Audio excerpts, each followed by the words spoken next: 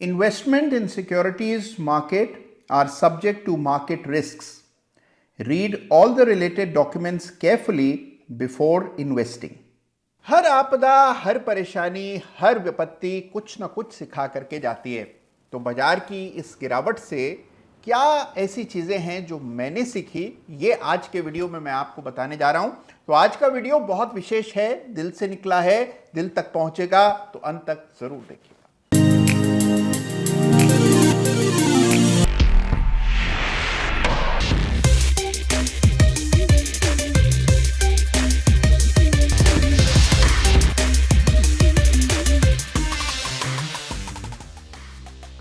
नमस्कार, जय श्री राम। भाई देखिए, बाजार की गिरावट से सभी लोग चिंतित हैं।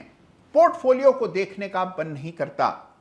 किसी को छोटा तो किसी को बहुत बड़ा नुकसान इस गिरावट में हुआ है। लोगों से मिलें तो वो लगातार अपने नुकसान की ही बात करते पाए जाते हैं। घंटों तक अपने नुकसान की गौरव गाथाएं लगभग हर व्यक्ति गाता दिखाई पड़ता है। लेकिन एक चीज हम सब भूल रहे हैं कि हर गिरावट कुछ ना कुछ सिखा करके जाती है, कुछ ना कुछ आपको नया पता लगता है। और जो निवेशक, जो ट्रेडर गिरावट को क्लिनिकली एनालाइज करता है और उससे जो मेजर लेसन्स हैं उसको लेकर के आगे बढ़ता है, वही ट्रेडर, वही इन्वेस्टर जीवन में बड़ी लंबी दूरी तय करता है। तो इस गिरावट ने क्या 5 बड़ी चीजें मुझे सिखाई हैं, ये मैं आज आपको वीडियो में बताने जा रहा हूं। हो सकता है कि जो बातें हम करें ये आपको समझ आती हों, लेकिन इनको जब हम आत्मसात करके आगे बढ़ेंगे तो कभी भी बाजार के गिरावट से हमें चिंता नहीं होगी। तो 5 मेजर लेसन्स जो कि इस गिरावट ने मुझे सिखाए हैं, जानते हैं क्या है। तो देखिए, सबसे पहला लेसन यह है कि नथिंग इज परमानेंट। कुछ भी स्थायी नहीं है, कुछ भी शाश्वत नहीं है। तो अगर गिरावट है तो वो भी स्थायी नहीं है, और जब तेजी थी तो वो भी स्थायी नहीं थी। जब तेजी चल रही थी तब लग रहा था कि तेजी कभी रुकेगी नहीं, हमेशा यूं ही बाजार बढ़ते रहेंगे और हमेशा ऊंचे के बाद ऊंचे लेवल्स देखने को मिलेंगे। लेकिन जब बाजार ने अपना रुख बदला तो लोगों को एक सरप्राइज हुआ, एक एलिमेंट ऑफ शॉक होता है गिरावट में।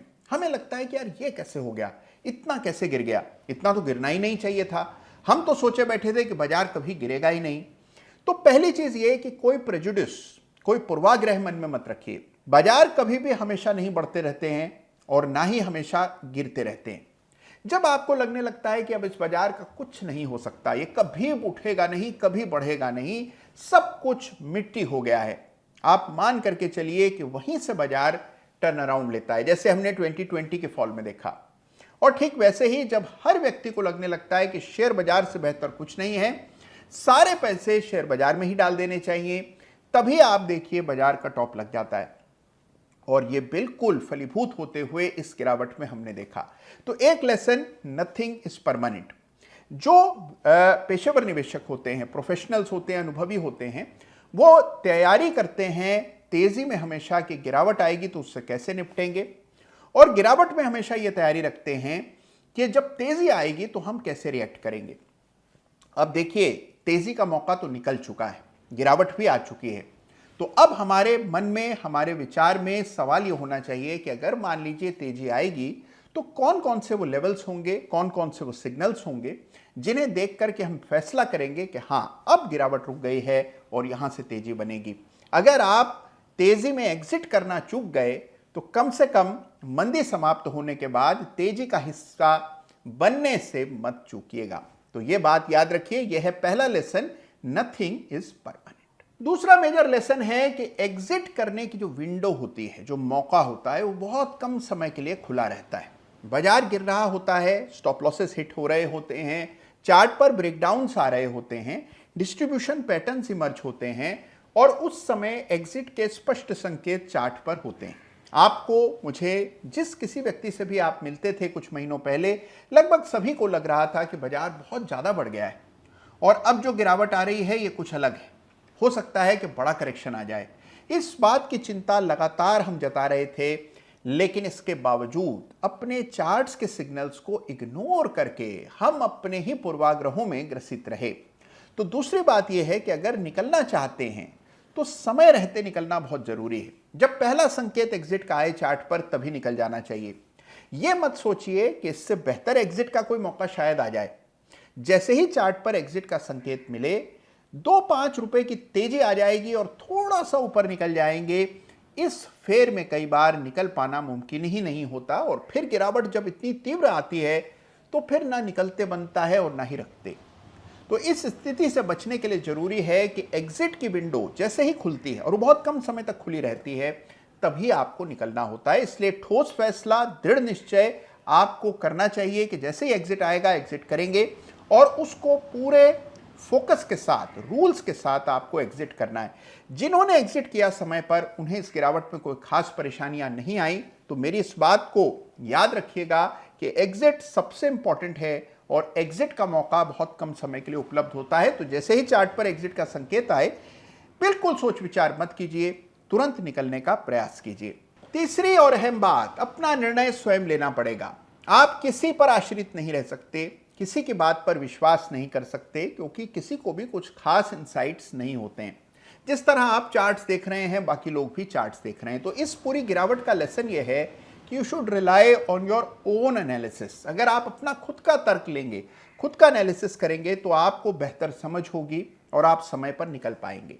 अगर आप दूसरों के कहे पर चलेंगे तो आप सही निर्णय नहीं ले पाएंगे। तो इसीलिए इंपॉर्टेंट क्या है, इस गिरावट का एक बड़ा संकेत क्या है कि किसी को भी कोई खास इंसाइट नहीं था कि बाजार में इतनी बड़ी गिरावट इस समय पर आने वाली है। आपको निर्णय स्वयं अपने विवेक से लेना होगा और इसीलिए जरूरी क्या है कि चार्ट्स देखिए, चार्ट्स को देखना सीखिए और उस पर विश्वास करना सीखिए। तो तीसरी इंपॉर्टेंट चीज है, you have to make your own decisions. और आपको जितना बेहतर पता है उतना ही किसी और को पता है। तो यह मत सोचिए कि जो बाकी लोग हैं उनको आपसे ज्यादा जानकारी है या वो आपसे ज्यादा जानते हैं। अगर आपको चार्ट्स देखना आता है और आप चार्ट ठीक देख पा रहे हैं, तो आप भी उतने ही सबल हैं, उतने ही सक्षम हैं जितने के बाकी लोग हैं। तो चार्ट्स के बेसिस पर you have to make your own decisions. चौथी चीज बहुत इंपॉर्टेंट है और वो है कि एक कहावत है, इसका प्रयोग वॉरेन बफेट ने किया था। उन्होंने कहा था कि rising tide lifts all boats. इसका विलोम होगा कि a falling tide sinks all ships. यानी कि जब कभी गिरावट आती है तो अच्छे से अच्छे शेयर, क्वालिटी के शेयर्स, जिनका लोग लोहा मानते थे, जिन शेयर्स पर कोई उंगली नहीं रख सकता था, वो शेयर्स भी गिरावट में गिर जाते हैं। क्योंकि उस समय लिक्विडिटी प्रेशर्स होते हैं, लोगों को अपना माल बेचना होता है, क्योंकि सबको कैश चाहिए होता है, नुकसान बढ़ रहा होता है, लोगों को लगता है कि अभी तो जो रेट है बेच दो, बाद में देखा जाएगा।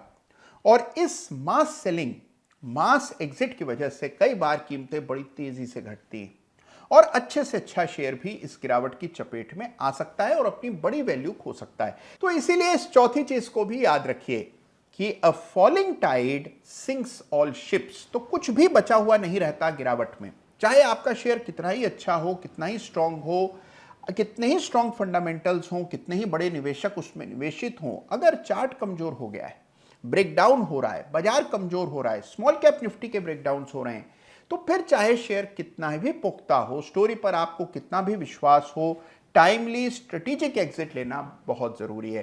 तो गिरावट के बाजार में सब कुछ गिरता है, फिर चाहे वो कितनी ही अच्छी गुणवत्ता का क्यों ना हो। यह है चौथा बड़ा लेसन इस गिरावट का। और पांचवा, अंतिम लेकिन बेहद इंपॉर्टेंट लेसन इस गिरावट का है कि होप, यानी उम्मीद पर दुनिया कायम हो सकती है, लेकिन बाजार में आप बहुत समय तक केवल उम्मीद पर कायम नहीं रह सकते। तो अगर बाजार में लंबी दूरी तय करनी है तो एविडेंस, साक्ष्य, नियम, रूल्स चाहिए और इनके बेसिस पर काम करना है। एविडेंस मतलब चार्ट पर दिखना चाहिए। अगर आपका चार्ट दमदार है, स्ट्रांग है, बाजार से बेहतर प्रदर्शन कर रहा है, जरूर खरीदिए। अगर आपके नियम कहते हैं कि हाँ इन स्तरों पर आप खरीद सकते हैं, ऐसे स्टॉप लॉस रख सकते हैं, ऐसे रिस्क को मैनेज कर सकते हैं, तो जरूर खरीदिए। लेकिन अगर आप एविडेंस और रूल्स के अगेंस्ट जाकर के निवेश कर रहे हैं केवल होप में, होप का मतलब कि भाई उम्मीद है कि शायद भगवान उदार होगा और हमें एग्जिट मिल जाएगा, अगर इस विचार से शेयर खरीद रहे हैं तो केवल निराशा हाथ लगती है। तो याद रखिए कि होप बेस्ड इन्वेस्टिंग मत कीजिए, एविडेंस और रूल बेस्ड इन्वेस्टिंग कीजिए। चाहे आपका शेयर कितना ही अच्छा हो और आपने कितनी ही उम्मीदों के साथ उसको खरीदा हो, अगर उसमें गिरावट आ रही है तो केवल इसीलिए कि अब इतना गिर गया है, शायद ऊपर चला जाए, आप उसमें अपना पैसा डालने से पहले 10 बार सोचिए, पूरा विवेक का इस्तेमाल कीजिए, चार्ट्स को देखिए। तो याद रखिए कि होप पर नहीं, आपको एविडेंस और रूल्स पर इन्वेस्टिंग करनी है। तो यह है पांचवा बड़ा पार्ट इस गिरावट का। तो ये 5 लेसन्स हैं जो मुझे लगता है, और काफ़ी सोच विचार करने के बाद, मंथन करने के बाद, इस गिरावट को एनालाइज करने के बाद, ये 5 चीज़ें हैं जो मुझे लगता है कि हमें समझनी चाहिए। अगर आपने भी इन 5 चीज़ों के बारे में सोचा है या आपको लगता है कि ये चीज़ें इंपॉर्टेंट हैं, तो कमेंट में ज़रूर लिखिएगा और कोशिश कीजिएगा कि इन 5 चीज़ों को आप अपने एनालिसिस में, अपने इन्वेस्टिंग फिलॉसफी में जोड़ लें, जिससे आइंदा कभी, और ये अंतिम गिरावट नहीं है, बाजार में फिर गिरावटें आएंगी, जब गिरावट दोबारा आए तो इस बार आप पूरी तरह से तैयार हों और एक प्रोफेशनल की तरह गिरावट का मुकाबला करें। तो कैसा लगा आपको आज का ये वीडियो, मुझे ज़रूर बताइएगा। अपना ख्याल रखिएगा और आपने इस गिरावट से क्या सीखा मेरे साथ ज़रूर साझा कीजिएगा। धन्यवाद आपका। जय हिंद, जय भारत।